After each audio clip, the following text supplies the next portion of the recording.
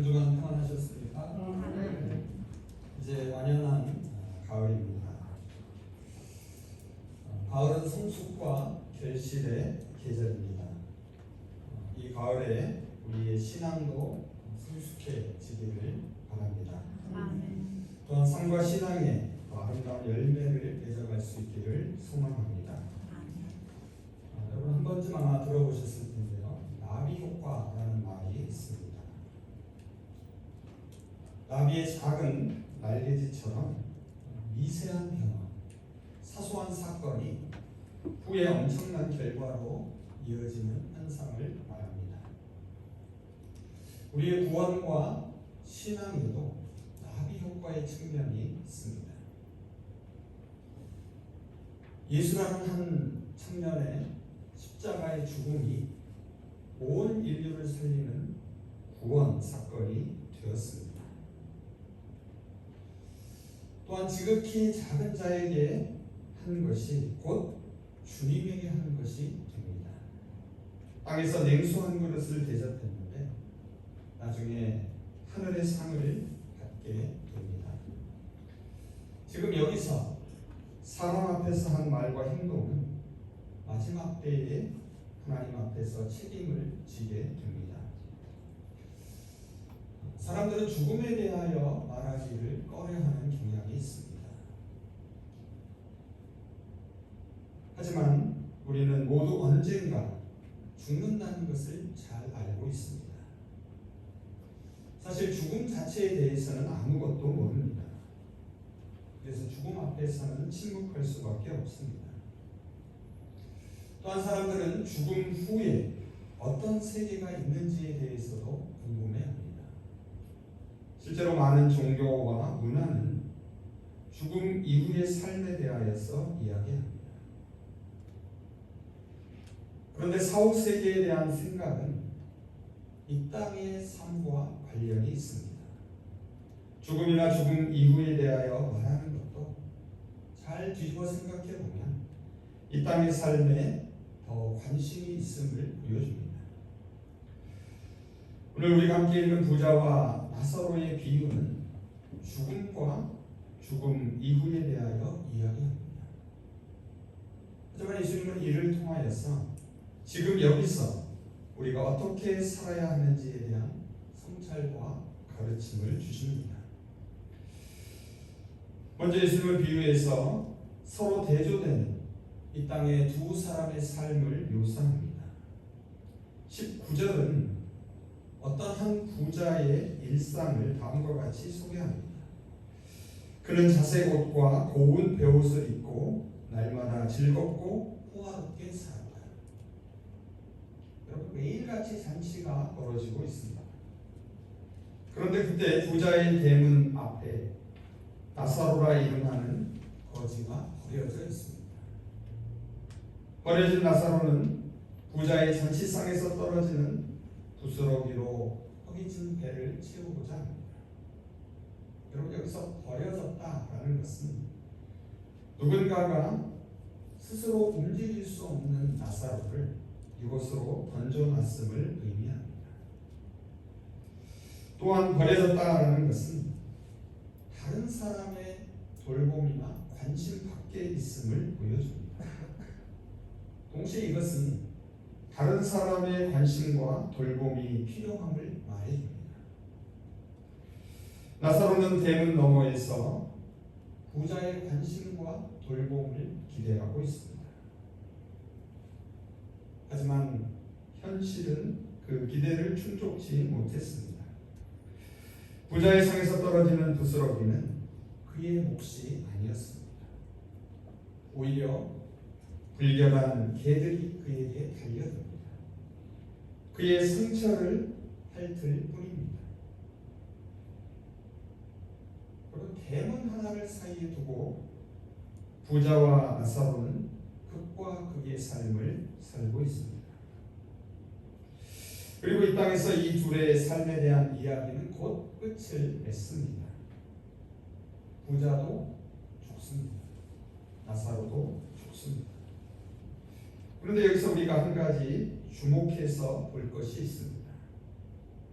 이 비유에서 부자가 벌인 잔치의 모습보다 나사로가 매일같이 겪었던 그 고통에 대해서 더 자세히 언급하고 있다는 사실입니다. 부자에 대해서는 19절 한 절에서 언급하고요. 반면에 나사로에 대해서는 20절과 21절 두 절이나 할애합니다. 이것은 예수님의 관심이 부자보다는 나사로에 있음을 암시해 줍니다. 부유하든 가난하든 모든 사람의 삶은 반드시 끝이 있습니다.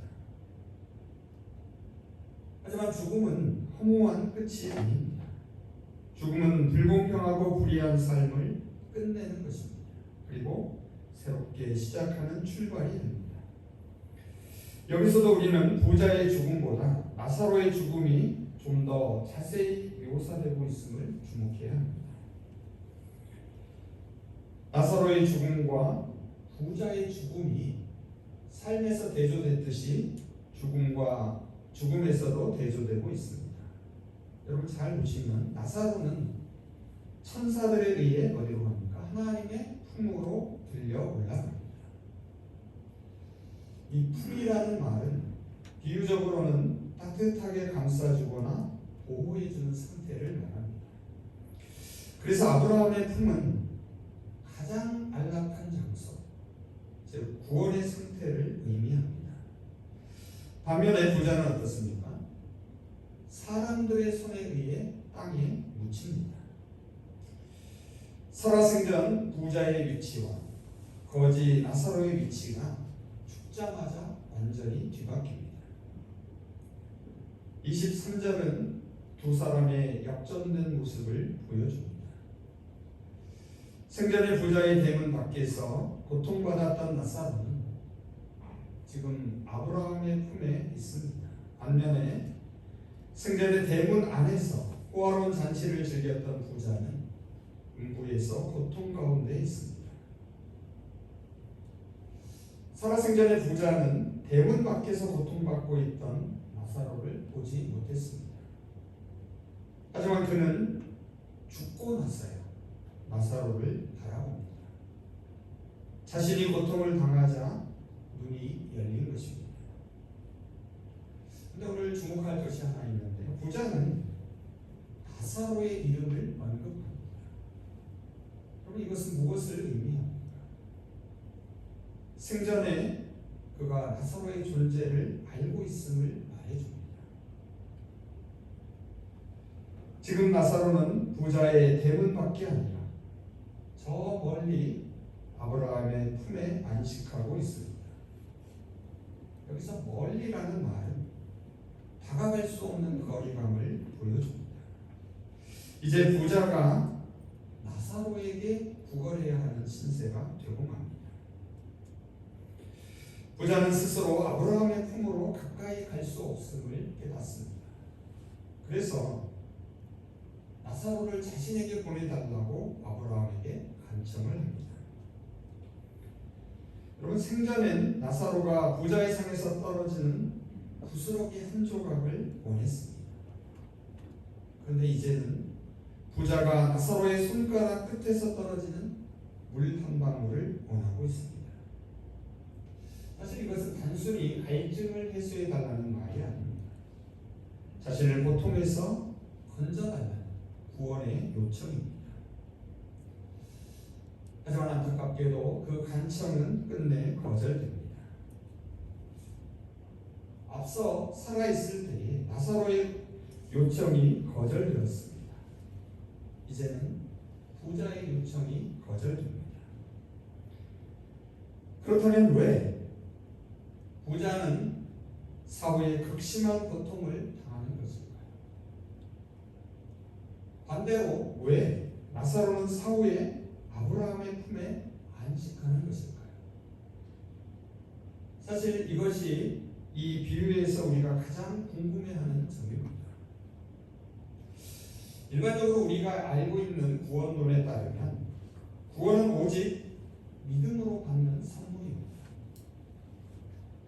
그래서 부자가 예수를 주님으로 믿지 않아 음부에 갔고 반대로 나사로는 거지지만 예수를 그리스도로 믿어 낙원에 갔다라고 설명하기를 기대합니다. 그런데 여러분, 오늘 우리가 함께 읽은 것처럼 이 비유는 이러한 믿음에 대해서는 전혀 언급하지 않습니다. 그래서 우리는 비유가 제공하는 구원관을 쉽게 이해하기 어렵습니다. 혼란을 느끼게 됩니다. 비유에서 예수님은 부자가 음부에서 고통을 받고 나사로가 아브라함의 품에서 안식하는 이유를 다르게 설명하고 있습니다. 25절을 한번 보시기 바랍니다. 25절입니다. 아브라함이 이르되 예, 너는 살았을 때에 좋은 것을 받았고 나사로는 고난을 받았으니 이것을 기억하라. 이제 그는 여기서 위로를 받고 너는 괴로움을 받느니라. 그 이유가 의외로 간단하고 명료합니다. 무엇입니까? 살아있을 때의 부자는 온갖 복을 누렸지만 나사로는 온갖 불행을 겪었음을 상기시킵니다. 그래서 나사로는 지금 여기에서 위로를 받고 부자는 고통을 받는다는 것입니다. 이것은 아브라함이 부자의 구원 요청을 거절하는 첫 번째 이유이기도 합니다. 무슨 말인가 하면 지금 부자가 당하는 고통과 괴로움이 당연한 결과라는 것입니다. 부자가 겪는 고통은 생전에 그가 살아온 삶의 결과라는 말입니다. 그래서 그를 도와주는 것은 부당하고 불가능하다라고 말합니다. 여러분, 여기서 주목할 것은 아브라함이 부자에게 뭐라고 말합니까? 이것을 기억하라라고 말합니다. 기억한다라는 것은 무엇입니까? 지나간 과거의 일들을 지금 되살려 다시 생각해 보라는 것입니다. 여러분, 오늘은 어제의 결과입니다. 어제가 오늘을 만듭니다. 그리고 오늘이 내일을 만듭니다. 부자가 기억해야 할 것은 그가 살아생전에 좋은 것을 이겼다는 사실입니다. 반면에 거지 나사로는 고난을 받았다는 사실입니다. 부자가 지금 겪고 있는 고통과 괴로움이 결코 부당하거나 억울한 것이 아니라는 것입니다. 그런데 아브라함은 부자의 고통이 마치 그가 살아생전에 좋은 것을 받은 것에서 비롯된 것처럼 설명합니다. 하지만 부자는 단지 그가 부자였기 때문에 지금 고통을 받는 것이 아닙니다. 사실 그 반대도 마찬가지입니다. 나사로는 아브라함의 품에서 위로를 받습니다. 하지만 그가 생전에 단지 불쌍한 거지였기 때문에 그런 것은 아닙니다. 여러분도 잘 아시겠지만 당시 유대인들에게 부와 재물은 하나님이 주신 축복의 상징입니다. 부와 재물 자체는 결코 악한 것이 아닙니다. 또한 인간이 멀리하거나 피할 것도 아닙니다. 마찬가지로 가난함이 죄는 아닙니다. 하지만 그렇다고 권장할 덕목도 아닙니다. 가난함이 구원을 보장해주는 근거도 아닙니다. 정말 중요한 것은 무엇입니까? 그것은 부유하든 가난하든 삶의 중심과 삶의 방향이 어디에 있는가입니다. 한마디로 말하면 구원은 하나님과 어떤 관계를 맺고 살아가느냐에 달려 있습니다. 아브라함의 품은 단순히 장소를 의미하지 않습니다. 여기서 아브라함의 품은 하나님과의 관계를 말해줍니다. 우리 모두는 하나님의 청지기입니다. 청지기의 삶은 주인과의 관계에 달려 있습니다. 청지기는 하나님이 주신 것들을 자신의 이기적인 목적을 위해 사용해서는 안 됩니다. 주인이신 하나님의 뜻을 따라 나누며 살아가야 합니다. 하지만 비유 속 부자는 하나님이 주신 부와 재물을 자신의 쾌락과 욕망을 배경을 채우는 데만 사용했습니다. 여러분 다시 한번 25절을 보시면 이렇게 말하고 있습니다. 부자는 살아있을 때에 내 좋은 것을 받았다. 사실 지금 우리 개역 성경에는 너의라는 말이 빠져 있는데 예전 번역에는 너의 좋은 것을 받았다. 이것이 원문에 충실한 번역입니다. 반면에 나사로의 고난은 그 의라는 말이 없습니다. 그냥 고난을 받았다라고 말합니다. 자, 이것이 의미하는 바는 부자는 그의 좋은 것, 그에게 주어진 것을 자신의 것으로 착각했음을 보여줍니다. 반면에 그 의라는 말이 없는 나사로의 고난은 나사로 자신의 잘못이 아니라 사회의 구조적인 악에서 비롯됐음을 암시합니다. 누군가가 그를 도와주지 않았다는 말입니다. 놀랍게도 나사로라는 이 이름의 뜻은 하나님이 도우신다입니다.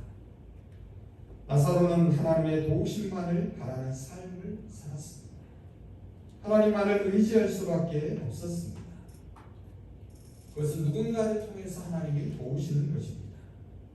그래서 나사로는 결국 하나님의 위로를 받고 있습니다. 부자의 간절한 요청이 거절된 두 번째 이유는 나사로가 그에게 건너가고 싶어도 건너갈 수 없다는 것입니다. 26절을 한번 보시기 바랍니다. 그뿐 아니라 너희와 우리 사이에 큰 구렁텅이가 놓여 있어 여기서 너희에게 건너가고자 하되 갈 수 없고 거기서 우리에게 건너올 수도 없게 하였느니라. 여러분 25절에서 아브라함 부자를 뭐라고 부릅니까? 예야라고 부릅니다. 그리고 앞선 24절에서 부자는 아브라함을 아버지라고 불렀습니다. 부자는 아브라함의 후손인 유대인입니다. 하나님이 택한 선민 이스라엘입니다. 하지만 아무리 택한 백성이라 할지라도 지금 이 큰 구렁텅이를 건너갈 수 없습니다. 유대인이라는 특권이 자동적으로 구원을 보장해주지 못합니다.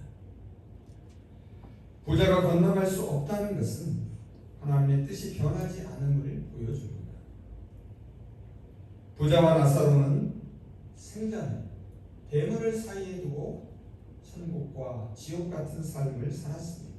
그런데 이제 이 두 사람은 구렁텅이를 사이에 두고 지옥과 천국의 삶을 살고 있습니다. 살아생전의 부자는 자신의 대문을 쉽게 넘어갈 수 있었습니다. 하지만 그는 그렇게 하지 않았습니다. 지금 나사로가 큰 구렁텅이를 넘어오기를 원합니다. 하지만 그렇게 할 수가 없습니다. 여러분, 누군가가 지금 여기서 충분히 도와줄 수 있음에도 그렇게 하지 않는다면 언젠가 자신이 도움을 필요로 할 때에 도움을 받지 못하는 벌을 받게 될 것입니다. 부자는 자신의 상황을 변화시킬 수 없음을 안타깝지만 받아들입니다. 그리고 다른 부탁을 합니다. 그것은 자신의 형제들을 위해 간청하는 것입니다. 27절, 28절을 한번 보시기 바랍니다. 이르되 그러면 아버지여 구하노니 나사로를 내 아버지의 집에 보내소서. 내 형제 5이 있으니 그들에게 증언하게 하여 그들로 이 고통받는 곳에 오지 않게 하소서. 부자는 나사로를 보내서 자신의 형제들에게 경고해달라라고 말합니다. 나사로의 말을 듣고 그의 형제들이 이곳에서 자신처럼 고통받지 않기를 바랍니다. 하지만 아브라함은 뭐라고 말합니까? 그럴 필요가 없다라고 말합니다. 그리고 그 이유를 말합니다. 그들에게는 이미 하나님의 말씀이 있기 때문이라는 것입니다. 29절을 한번 보시기 바랍니다. 아브라함이 이르되 그들에게 모세와 선지자들이 있으니 그들에게 들을지니라. 오늘 설교의 제목이 그들에게 들으라입니다. 그들의 말을 들으라. 여기서 모세와 선지자들은 율법서와 예언서, 즉 구약 성경을 가리킵니다.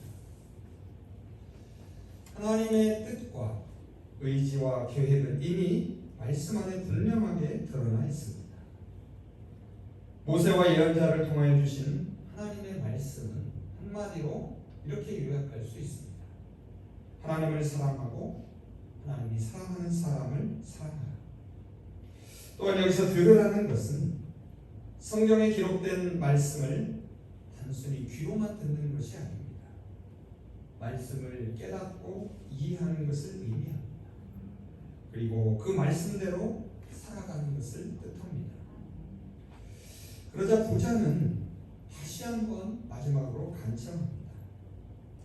자신의 형제들이 회개하도록 제발 죽은 나사로를 다시 살려서 형제들에게 보내달라는 것입니다.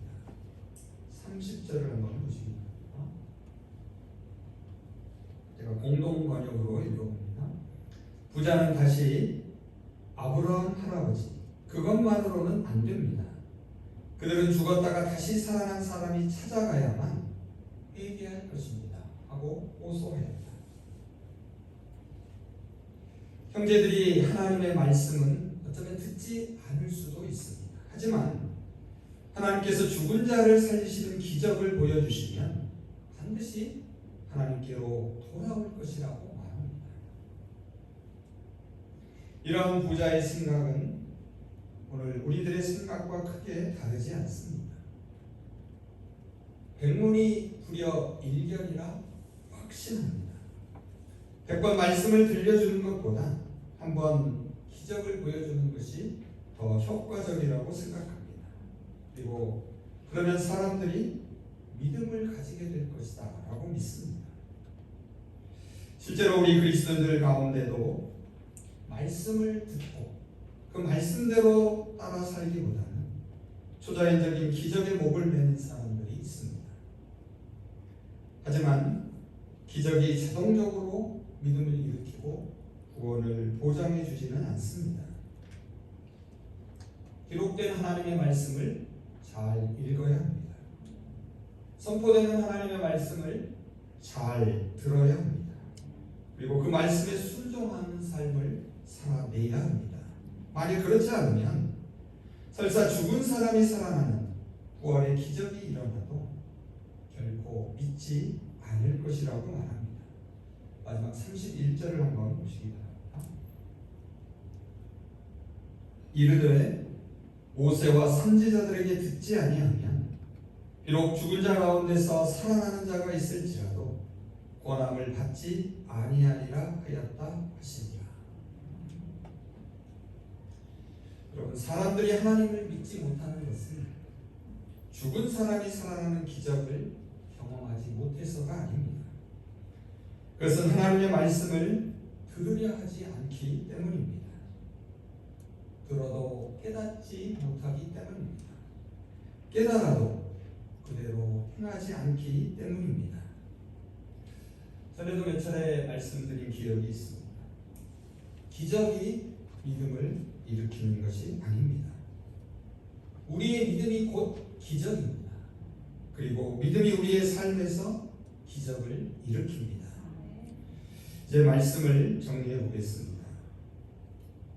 부자의 마지막 간청이 거절되는 것은 참으로 안타까운 일입니다.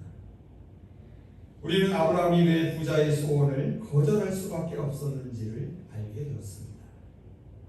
구원은 하나님의 말씀을 믿고 삶 속에서 실천하는 데 있습니다. 주님은 부자와 나사로의 이야기를 통해 지금 여기서 우리의 삶을 돌아보게 합니다. 어떻게 살아가야 할지를 결단하게 만듭니다. 중요한 것은 관계입니다. 하나님과의 관계입니다.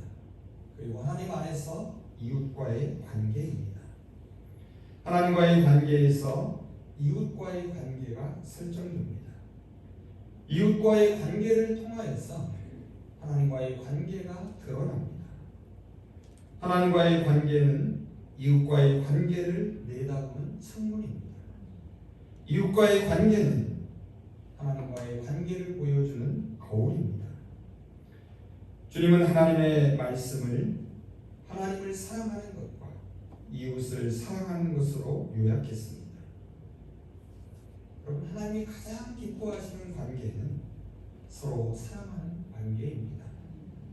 하나님의 사랑을 받은 사람은 하나님을 사랑합니다. 하나님을 사랑하는 사람은 또한 하나님이 사랑하는 사람을 사랑합니다. 부자가 고통 가운데 있었던 까닭은 그가 자신의 대문 밖에 관심을 두지 않았기 때문입니다. 우리의 대문 앞에 고난당하는 자가 있는 한 우리의 구원도 보장할 수 없습니다. 우리의 구원은 대문 밖으로 나가 도움을 필요로 하는 사람을 만나는 데서 시작합니다. 여러분, 대문을 넘어야 구렁텅이를 넘을 수 있습니다. 지금 대문을 넘지 않으면 큰 구렁텅이 앞에 가로막혀 통곡하게 될 것입니다. 이 비유는 구원이란 함께함의 구원임을 깨닫게 합니다. 함께하는 구원은 자신의 대문 앞에 가난한 자를 버려두지 않는 것입니다. 닫힌 대문은 분리와 배제를 상징합니다. 반면에 열린 대문은 하나님이 기뻐하시며 기대하시는 새로운 세계로 나아가는 통로가 됩니다. 대문을 넘어서 단절된 죽음의 관계를 새롭게 열린 화해의 관계로 만들 수 있기를 바랍니다.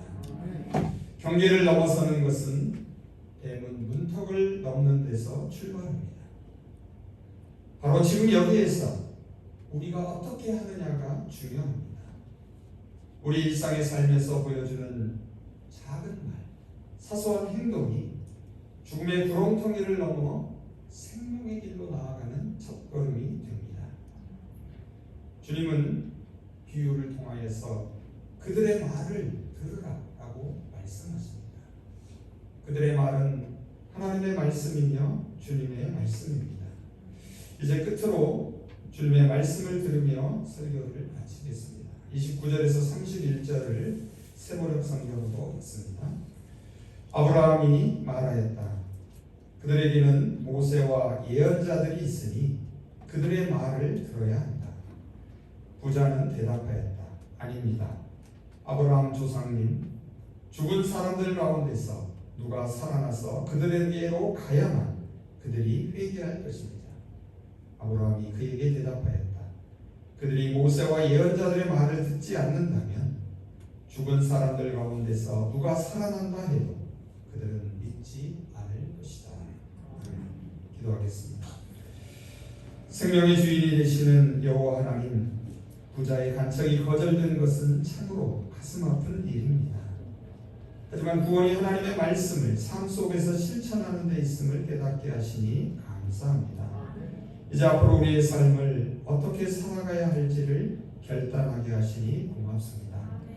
하나님의 사랑을 받은 자로서 하나님을 사랑하며 하나님이 사랑하는 사람을 사랑하며 살아가게 하여 주시옵소서. 우리가 살고 있는 대문 앞에 가난한 자가 있는 한 우리의 구원은 보장될 수 없습니다. 이제 도움을 필요로 하는 사람들에게 우리의 손을 내밀고 가슴을 열게 하여 주시옵소서. 구원은 함께하는 것이고, 그래서 구원은 자신의 대문 앞에 가난한 자를 홀로 버려두지 않는 것입니다. 우리 자신의 문을 열고 우리 공동체의 문을 열고 대문 밖 펼쳐진 세상으로 하나님이 기뻐하시며 기대하시는 구원의 세계로 담대하게 나아가게 하여 주시옵소서. 예수 그리스도의 이름으로 기도합니다. 아멘.